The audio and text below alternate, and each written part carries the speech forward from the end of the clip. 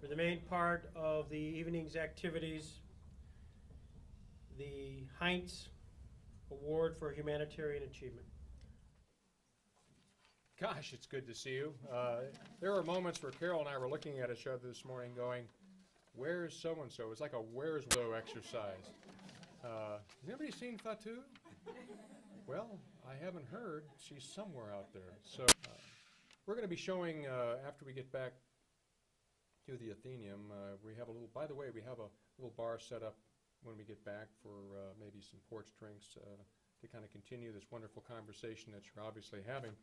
But we're going to be showing planes, trains, and automobiles. Because certainly this is indicative of that. I was on the last plane out of D.C. as the rain started. I was thinking this is very much like that. And by the way, we publish a book every year, The Proceedings, and they're wonderful books by the American Society for International Law. Publishes this for us, and they're really, really wonderful. But this year we're not going to do any substantive work. We're just going to have every one of you write 2-3 pages of how you got here to Jamestown. I was doing okay. It's been a tough week in Washington. We've had an earthquake. Steve, I don't know whether you were in town. Go figure. Steve Rapp is not in town. It was a religious experience for many of you. Anybody in Washington?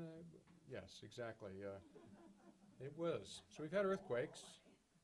We've had floods. So now, you know, if you're getting a little biblical here, you can see where this is going. So immediately as I was mowing the lawn Friday morning, getting ready to come here, and getting ready for what was a hurricane, I saw locusts. And I was okay with that. And then I'd heard that the animals at the National Zoo had sensed the earthquake. And you probably saw this in the Post, Washington Post, where about 15 minutes before it went down, animals began to gather themselves. The flamingos bunched together in a defensive position. The great apes moved to higher ground. They're grabbing their young and stuff. And, of course, this was during lunchtime. And, you know, that's a very odd behavior because there's a certain pattern and rhythm. But all of a sudden, they began to go into a defensive kind of move. And then, of course, the earthquake hit. Well, I thought, well, that's all right. And I noticed when I was out running Friday that some animals were kind of 2 by 2. And I'm going, earthquake, promised floods, locusts, animals. I didn't get real panicky, and Stan, you need to listen to this. You probably have never seen this. I really freaked when I saw the politicians pairing off. It's a pleasure to have you here, friends, and I underscore just friends. I mean, this is always just such a special time at many, many levels. But just the fact to see you here, to see you healthy, to see you happy, in good spirits is enough. Of course, we do have some things going on. But that's what the dialogues were always intended to be, was just a dialogue and an ability to get together at the informal and formal level to share ideas and thoughts and perspectives and just know that we are friends and we have a support system and we have the ability to lean on somebody and the ability to talk to somebody and to call somebody. And this is a unique thing in history. And I think that Robert Jackson would have think this is pretty special. Can you imagine if he was here? I think he would just plunge right in, having a glass of wine, enjoying and talking about the things that we do every day and to hear your perspectives. So I think this is a special moment, and to have all of this at the Robert Jackson Center and the Chautauqua Institution, I think is fitting and proper in recognition of this great man who was just a human being who tried to do his best and to serve his country, as we all have and tried to do. And I think that he's a great American success story. And you know the history of Robert Jackson, which I won't go into tonight. But again, I think he honors you by being a part of his center, and we honor him by being here as well. Well, we have a special evening tonight, and every Sunday evening in our dialogues, we honor those who have done something of great moment. frankly, from my point of view, many of you in this room have done something of great moment. But a couple years ago, I was sitting around with a fellow Syracuse University College of Law graduate, a mentor, a friend, having lunch, and we were just talking about the Dialogs. I don't think he had quite been there yet, or he'd just come. I take that back. I think he had gone to the first one a couple of years ago, and he said, you know, David, looking around you, looking at you, he said, you all have done God's work, and this needs to be recognized.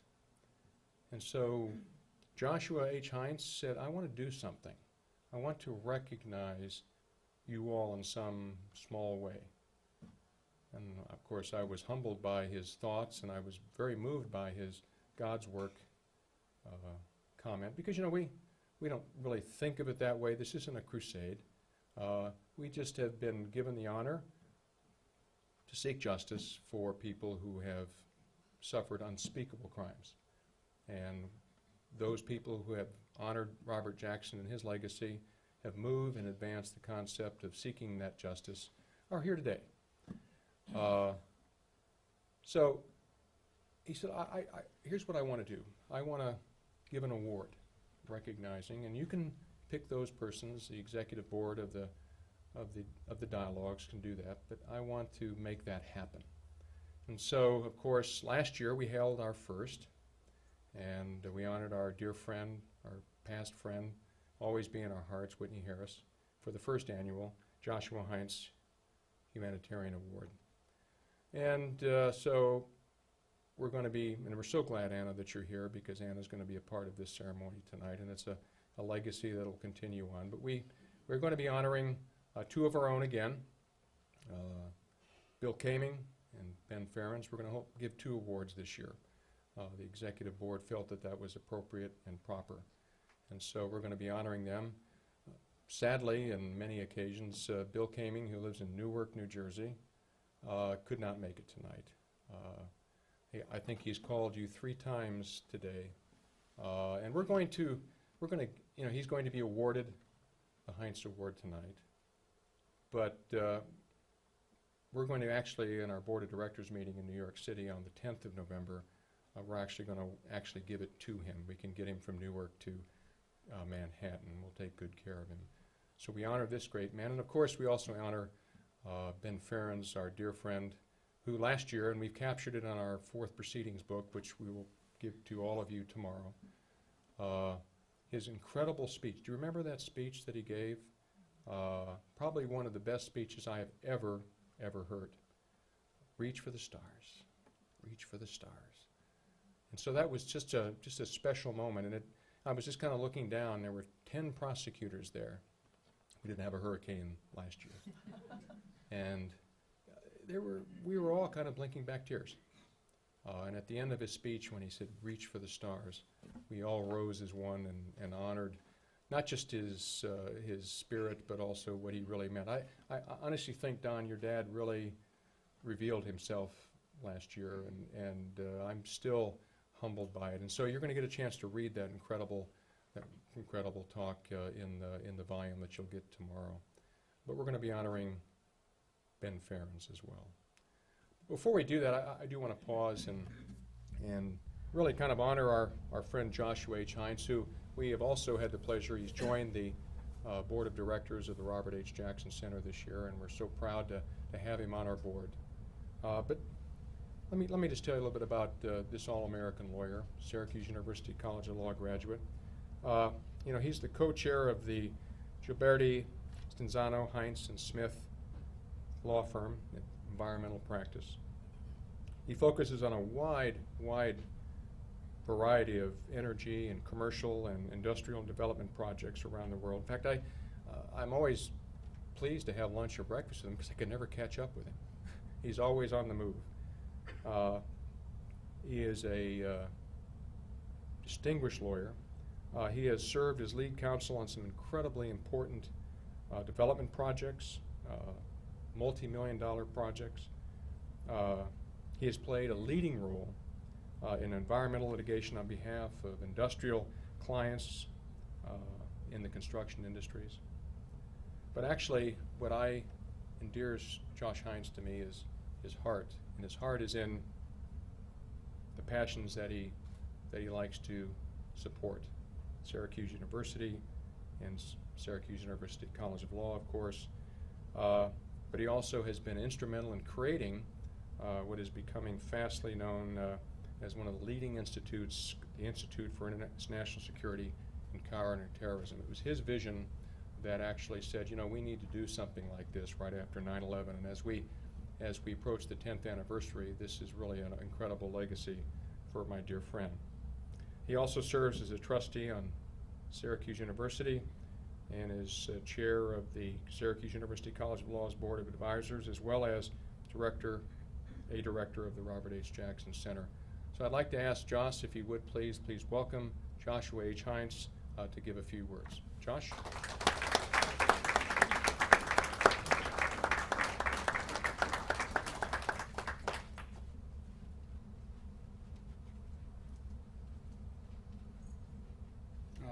Thank you, David, and thank you for all being here. It's actually pretty humbling for me to be in the company of people who really have done God's work. It's hard to imagine as a lawyer when these horrific acts occur what you can do about them. All of you actually do that, who participate in bringing to justice these individuals. When I was taking my tour with Greg tonight, I noticed one little vignette from Robert Jackson. It was kind of interesting. In his opening remarks, he said, and there's a little squib up there, it's on the wall, it said, in every genius there's a little bit of evil. And he was describing, of course, Hitler. In this circumstance, I was moved after 9/11 in the same way that David moved me when we were talking about his experience at Sierra Leone. And these things are quite by either chance or by design in my life. But in 9/11, I really did feel helpless, thinking, what can a lawyer in Syracuse do to call out something of this magnitude? And I read an article then chair of the board of the College of Law about Bill Banks being interviewed 135 times in 2 weeks, and I said, you know, we ought to do something and we ought to create an institute. And fortunately, because of his power, the support of the College of Law and the Board of Trustees, that has become exactly that. Once again, quite by chance, I met David Crane, and I was moved in a similar fashion to see that we could recognize these individuals who have done so much for all of us. I can't say that I knew anything about Robert Jackson until David brought it to my attention, and I participated here, and I'm learning a little more. I have a couple of his books, and last year I was fortunate enough to be invited to a forum with a number of judges and distinguished individuals. Probably at the close of those comments, individual Barrett Prettyman, who many of you are acquainted with, gave us a snapshot of what it was like to actually work with him. And I thought that to be quite compelling and informative. So I'm pleased to be here tonight. I'm happy to share some of the success I've had, to recognize others who've been successful at great sacrifice to their families, and I applaud them and those who will come after. So thank you for the opportunity.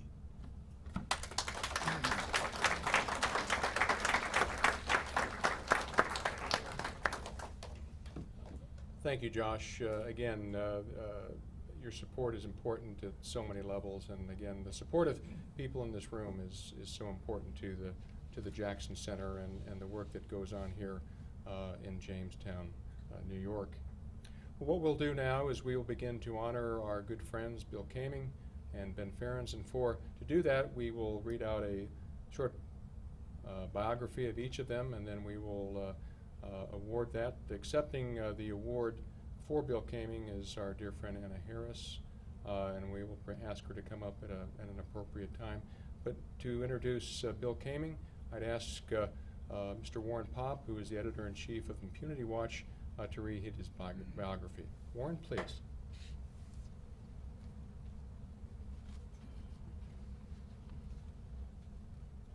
Thank you, Professor Crane. I feel it's an honor just to be up here in front of all of you and to recognize such an amazing man and amazing work he's done. H.W. William Kaming was born in New York City in 1919. As a young man, he visited Europe twice in the 1930s. While there in Scotland, he witnessed the date of the Nazi invasion of Poland and the start of World War II on September 1st, 1939. He attended New York University, where he received his bachelor's degree, and he received his master's in labor law from NYU Law School. He finished his legal education with a doctorate from Harvard. After the United States entered World War II, he joined the United States Air Force and spent 27 months in China and Berlin before returning home after the surrender of Japan. After he returned home, he was given the opportunity to be a principal prosecutor in the Nuremberg trials. He was involved in the 11th case, the so-called Ministries case. His official title was Chief Prosecutor and Deputy Director of the Political Ministries Division, Office of the U.S. Chief of Counsel for War Crimes at Nuremberg. The Ministries case was the biggest, longest, and last of the U.S. Nuremberg Military Tribunal trials, and it ended in April 1949. The case became known as the Ministries case because the Americans tried members of the German Foreign Office and other government ministries of the Nazi regime. Kaming prosecuted 21 defendants. The most well-known was Erich von Weizsäcker, I apologize, my German there, father of the later German President Richard. The tribunal held that bloodless Nazi invasions of Austria and Czechoslovakia were aggressive in nature and, accordingly, crimes against peace. Of the 21 defendants arraigned, 2 were acquitted. The others were found guilty on at least one count in the indictment and received prison sentences ranging from 3 to 25 years. When he returned home, he responded to calls from the CIA, the FBI, and Congress to act as a privacy and security consultant. Afterwards, he worked nationally as senior counsel for the American Telephone and Telegraph Company for 19 years on privacy issues. Since his retirement from AT&T in 1984, he has advised the American Bar Association on privacy matters, sitting on the ABA Advisory Committee on Privacy. Today, Kaming lives in Summit, New Jersey. So thank you. Please welcome me. Please help me honor Mr. Kaming. Thank you.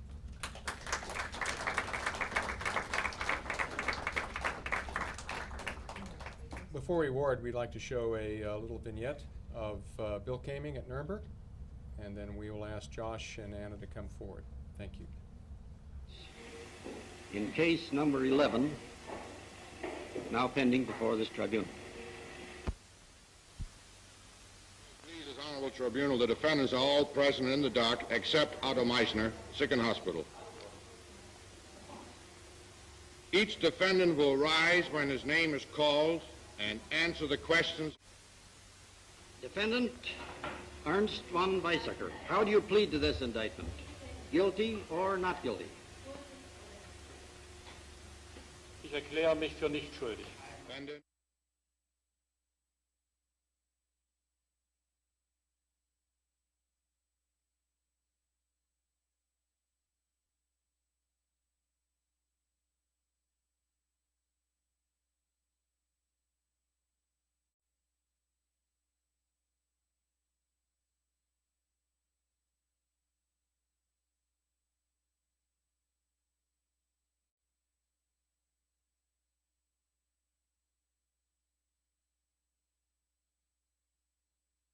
Wilhelm Kepler. Bin nicht schuldig. Defendant Ernst Wilhelm Bohle. Guilty or not guilty? Nicht schuldig. Defendant Ernst Werman. Defendant Otto von Erdmannsdorf. Guilty or not guilty? Nicht schuldig. Defendant Otto Dietrichman, guilty or not guilty? Nicht schuldig. Mr. Schellenberg, how plead you to this indictment? Guilty or not guilty? Nicht schuldig. Defendant Paul Plager, how plead you to the indictment? Guilty or not guilty? Nicht schuldig. Defendant Hans Kehr, how plead you to the indictment? Guilty or not guilty? Ich bin nicht schuldig.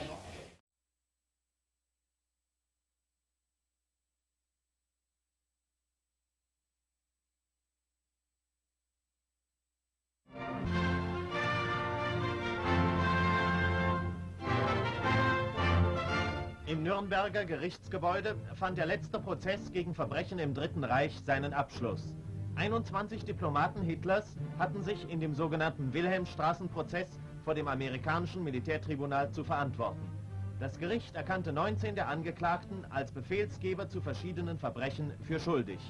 Staatssekretär Ernst von Weizsäcker hört sein Urteil: 7 Jahre Gefängnis.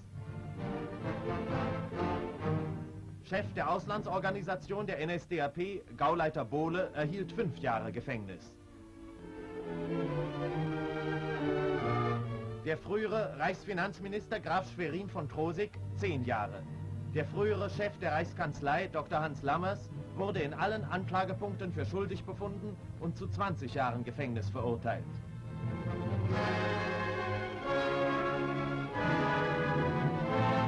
Der ehemalige Reichsernährungsminister Walter Darré erhielt 7 Jahre Gefängnis. Ebenfalls der frühere Reichspressechef Dr. Dietrich. Die höchste Strafe von 25 Jahren Gefängnis verhängte das Gericht über SS-Obergruppenführer Berger, Leiter des SS-Hauptamtes. In der Urteilsverkündung erklärte das Gericht, dass die während des Prozesses beleuchteten Vorgänge der Hitlerzeit eine Chronik der Schande und Erniedrigung darstellten.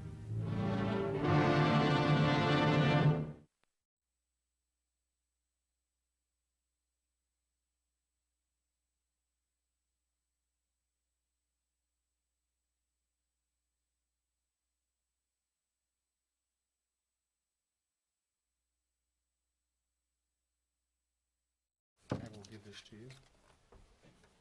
Okay, thank you. Well, 2 years in a row. What a stand-in, huh?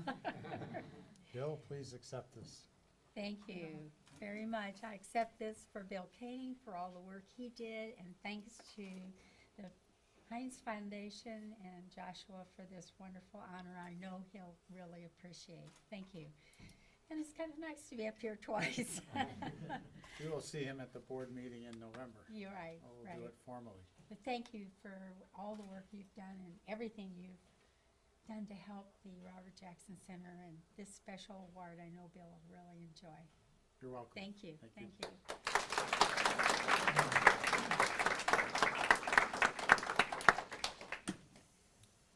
Now we'll ask Warren again to come up and read the biography of our good friend Ben Ferencz and award him the Heintz Award for Humanitarian Achievement. Warren?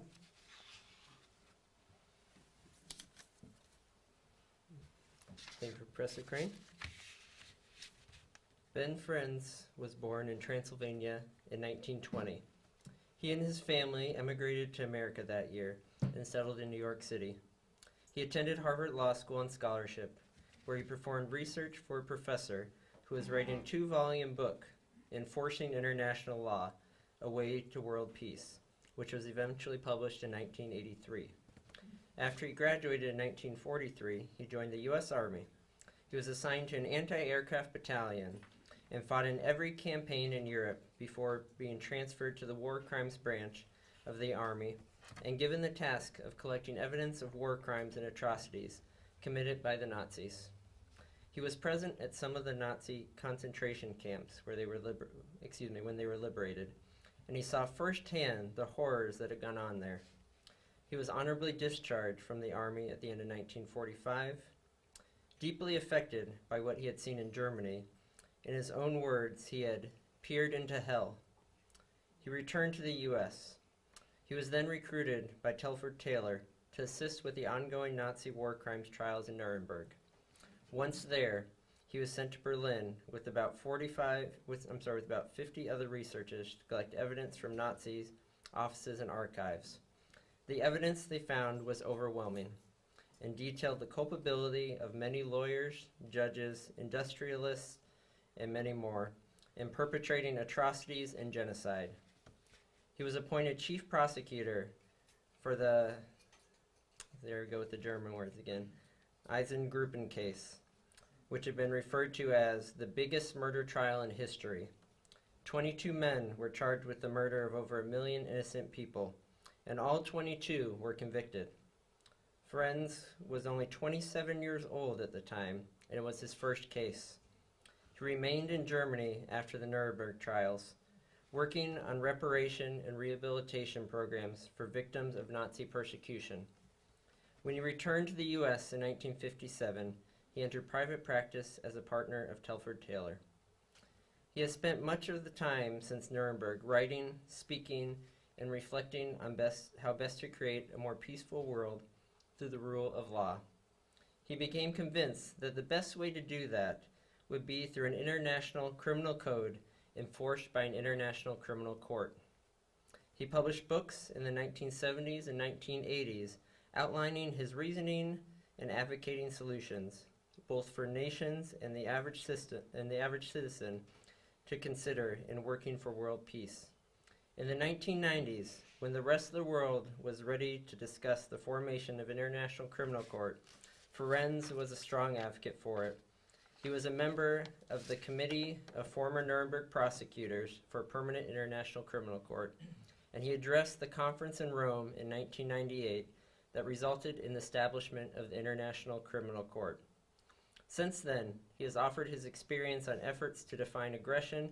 He has remained active in advocating and garnering support for the ICC. In addition to his advocacy and scholarly works, he has also served as an adjunct professor at Pace Law School, where he taught international law of peace. He currently lives in New Rochelle, New York, with his wife, Gertrude. He has 4 children, one of whom is an international lawyer and is following in his father's footsteps. We are now ready to hear the presentation by the prosecution. This was the tragic fulfillment of a program of intolerance and arrogance. Vengeance is not our goal, nor do we seek merely a just retribution. We ask this court to affirm by international penal action man's right to live in peace and dignity, regardless of his race or creed. The case we present is a plea of humanity to law. We shall establish, beyond the realm of doubt, facts which, before the dark decade of the Third Reich, would have seemed incredible. With a methodical execution of long-range plans to destroy ethnic, national, political, and religious groups which stood condemned in the Nazi mind. Genocide, the extermination of whole categories of human beings, was a foremost instrument of the Nazi doctrine. And as the sign says, here lies Tycho Brahe ad infinitum. And it was put on by my oldest daughter about 30 years ago. Here lies Tycho Brahe ad infinitum. And that explains to me, and I'll tell you what that means. I'm sure there's nobody here who knows what that means. Tycho Brahe was a Danish astronomer. And he lived before Columbus.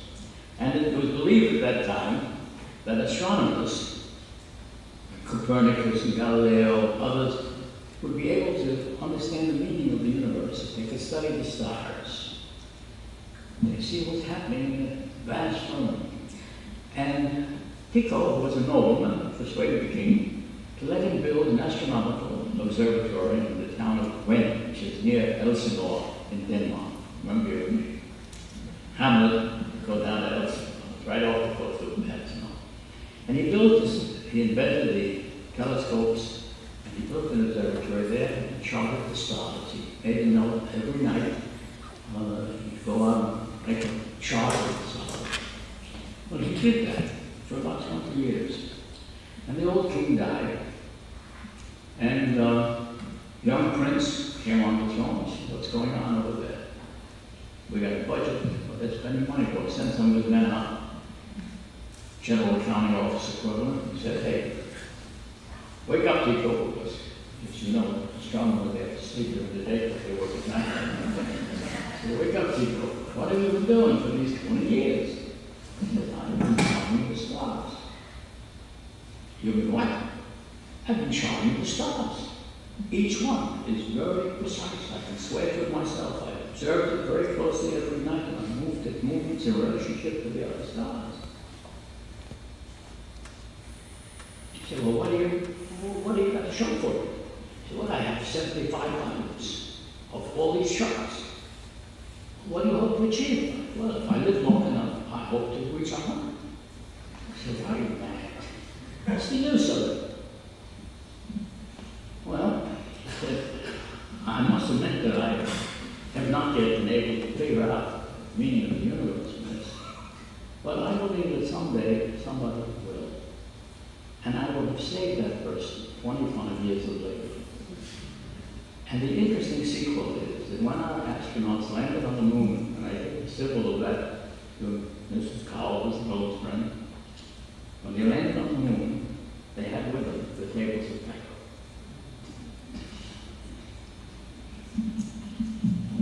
So perhaps I've been wasting my life, but someday you may land on the moon too. Thank you very much.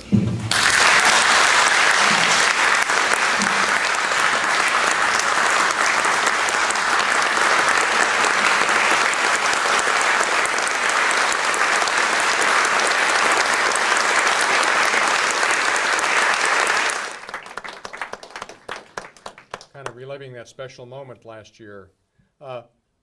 Josh, Don, please come forward.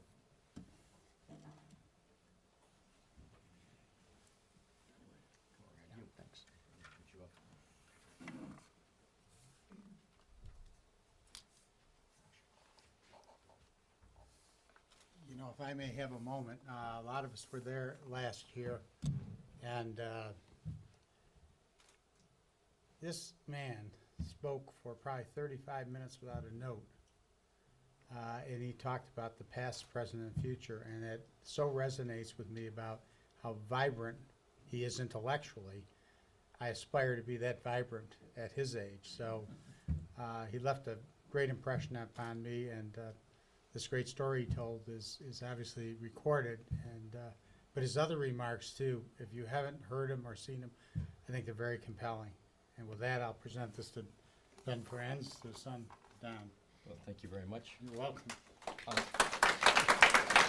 I'm very, very grateful to accept this award, not only on behalf of my father and the work that he's done, but also, as you heard in his opening remarks at the Einsatzgruppen case, those on whose behalf he has worked, what he called in his opening statement the plea of humanity to law. And those were words that he echoed on Friday, this past week, in the closing statements of the Lubanga case, where he was asked by the Chief Prosecutor, Luis Moreno Ocampo, to be part of the prosecution team. So, as he says, to reach for the moon, reach for the stars, he's still reaching, and he's still encouraging those of us here and those who will follow us to do the same. So, with that, I say thank you very much.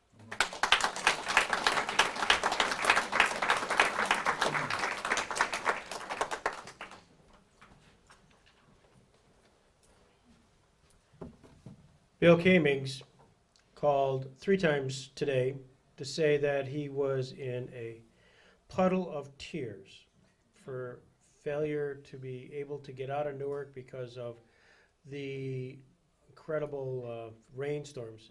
And he called 2 additional times this afternoon to really extend his best and his thanks to you, Josh, and to the committee and everybody else he wanted to send greetings. Now, as for Ben, I'm going to call Fat 2 up right now.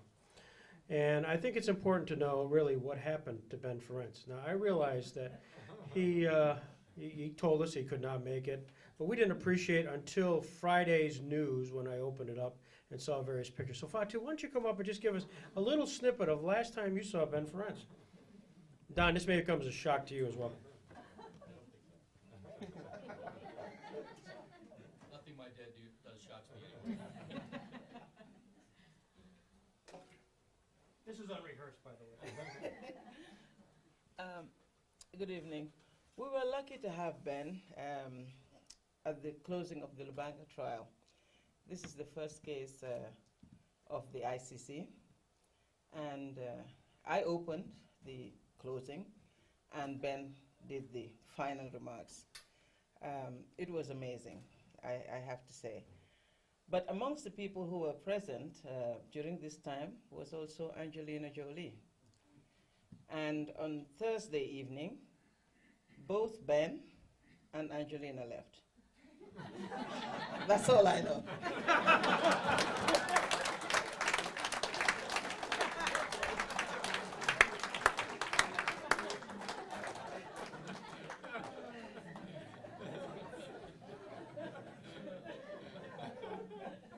And that's all we know also.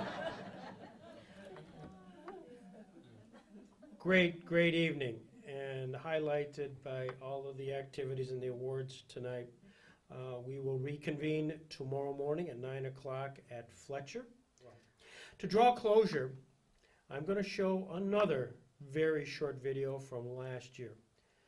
And when I went through my video collection, there were some real highlights, but this was the best.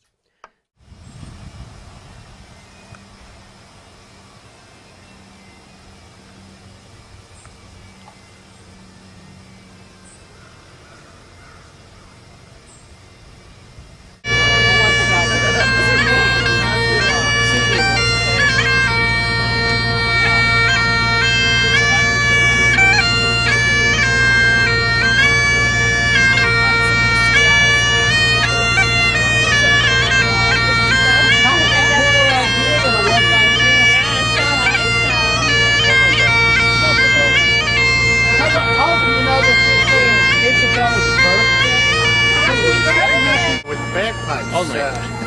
Greg? All night. He's got a crowd. He's got a crowd.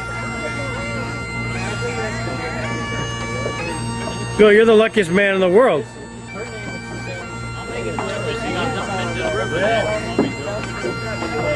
So much talent there, Bill.